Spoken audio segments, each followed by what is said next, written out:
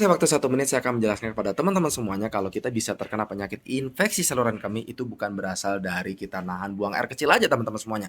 Tapi bakteri E. coli ini teman-teman semuanya yang menjadi penyebab utama ISK infeksi saluran kemih itu juga bisa masuk atau menular dari makanan dan minuman. Nah teman-teman ini saya ceritain berdasarkan dari pengalaman saya pribadi. Yang pertama nih teman-teman semuanya adalah bisa karena makanan pedas. Yang kedua adalah karena kita suka alkohol. Saya sih enggak ya. Yang ketiga teman-teman semuanya karena kita suka kafein. Kafein itu bisa dari kopi dan bisa dari teh loh, bukan dari kopi aja ya. Kita taunya banyakan orang dari kopi aja.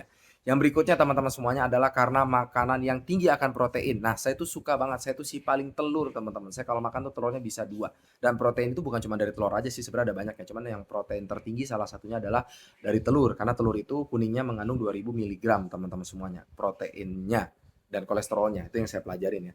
Terus yang berikutnya teman-teman semuanya bisa juga karena makanan yang namanya atau minuman yang asam teman-teman.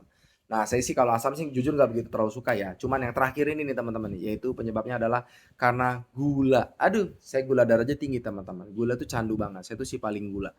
Nah teman-teman beberapa tadi faktor tadi yang saya sebutkan itu saya ngerasain sendiri karena memang waktu saya perjalanan kemarin ke Yogyakarta, dari Jakarta naik kereta, itu saya tuh bentar-bentar tuh pesan makanan teman-teman. Ya saya tuh gitu teman-teman, gabut dikit makan, makanya saya gemuk.